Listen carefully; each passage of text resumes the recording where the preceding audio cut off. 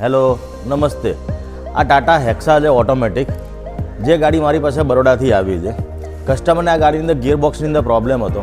કસ્ટમરે બરોડાની અંદર ઘણી બધી જગ્યાએ તપાસ કરી કે ભાઈ આનો ગિયરબોક્સ ક્યાં મળી જાય તો ગિયરબોક્સનું એની અંદર ચેન્જ કરાવી અને મારી ગાડી કમ્પ્લીટ થઈ જાય। કસ્ટમરે બરોડા, સુરત, અમદાવાદ બધી જગ્યાએ તપાસ કરાવડાવી, પણ ટાટા હેક્સાનો ગિયર અમને કોઈ જગ્યાએ મળ્યો નહીં।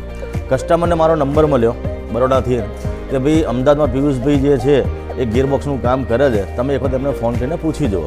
કસ્ટમરનો કોલ આવ્યો મારા ઉપર કે ભાઈ મારી જો ટાટા હેક્સા છે એમાં ગિયરબોક્સની અંદર પ્રોબ્લેમ છે તો કામ થઈ જશે? તો મેં કસ્ટમરને કીધું ભાઈ હા કામ થઈ જશે, પણ ગાડી તમારે અમદાવાદ મોકલવી પડશે। કસ્ટમરે આ ગાડી ક્રેનમાં લોડ કરી અને મારા વર્કશોપ પર મોકલી। ગાડી અહીંયા આગળ આવી, મેં ગાડી ડાયગ્નોસ કરી અને મેં ચેક કરી। ચેક કર્યા પછી ખ્યાલ આવ્યો કે ભાઈ ટ્રાન્સમિશનની અંદર પ્રોબ્લેમ છે, એટલે મેં એ ગાડીનો ગિયરબોક્સ મેં ઉતારી દીધો, જે અત્યારે ગાડીમાંથી આ ગિયરબોક્સ ઉતરી ગયો છે।